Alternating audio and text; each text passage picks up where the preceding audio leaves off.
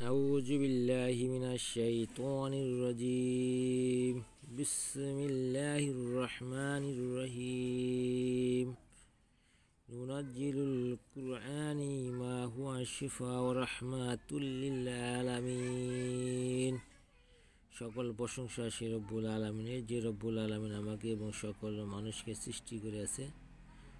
সে রব্বুল আলামিনের প্রতি শুকর আদায় করি, সকলেই বলি আলহামদুলিল্লাহ। প্রিয় দর্শক ভাই ও বোনেরা, আমি আজকে আপনাদের মাঝে অত্যন্ত একটি গুরুত্বপূর্ণ একটি তদবির নিয়ে হাজির হয়েছি। এই তদবির দ্বারা আপনারা সকলেই উপকৃত হতে পারবেন এবং সকলেই এই তদবিরটি করবেন, যাতে তদবিরটি আপনি ভালোভাবে করতে পারেন এবং সকলের মাঝে এই তদবিরটি ছড়াই দেবেন, যাতে এই তদবির দ্বারা আপনার ফায়দা আসে বা তদবির দ্বারা আপনি উপকৃত হতে পারেন। এই তদবিরটি হলো সূরা নিসার ৪র্থ অংশের শেষের আয়াত।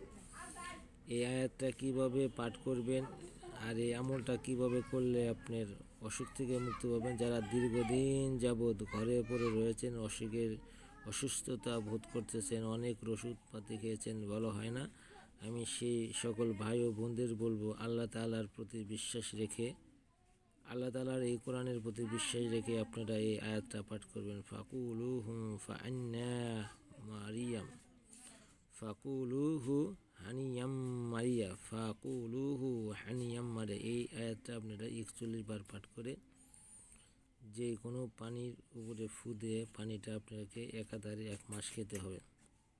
যখন আপনি পানিটা একাধারে ১ মাস খাবেন, তখন ইনশাআল্লাহ আস্তে আস্তে আস্তে আস্তে আপনার অসুখ আল্লাহ তাআলা নির্ময় করে দেবে, ধ্বংস করে দেবে। আপনি অসুখ থেকে বেরিয়ে সুস্থতা জীবনযাপন করতে পারবেন। আশা করি আমার কথাগুলো আপনারা সকলে বুঝছেন। যারা চ্যানেলটাকে সাবস্ক্রাইব করেন না, সাবস্ক্রাইব করবেন এবং ভালো কোরআনের আয়াত এবং ভিডিও পেতে চাইলে চ্যানেলের সাথে থাকেন।